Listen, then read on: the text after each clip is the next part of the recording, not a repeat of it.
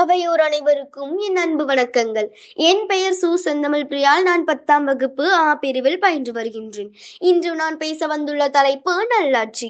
நல்லாட்சி என்பது எது? 2 ஆண்டுகளுக்கு முன்பு 5 ஆண்டுகள் நடந்ததே, அது நல்லாட்சியா? அது ஆட்சி அல்ல, வெறும் காட்சி.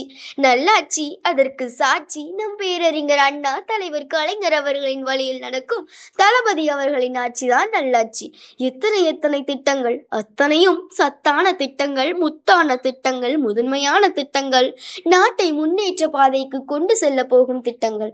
அத்திட்டங்கள் யாவும் முதல்வரின் காலை உணவு திட்டம், புதுமை பெண் திட்டம், நான் முதல்வன் திட்டம், இல்லம் தேடி கல்வி, எண்ணும் எழுத்தும் கல்வி இயக்கம், மக்களை தேடி மருத்துவம், மகளிர் விடியல் பயணம், பேராசிரியர் அன்பழகன் பள்ளி மேம்பாட்டு திட்டம், முன்னேற்றம் திட்ட களப்பணி தளம், IT நண்பன் தளம், முதல்வரின் டேஷ்போர்ட், முதல்வரின் முகவரி, உங்களுடன் ஸ்டாலின், மக்களுடன் ஸ்டாலின் போன்று பல்வேறு திட்டங்களை இயற்றியுள்ளார் நம் மாண்புமிகு முதல்வர் அவர்கள்.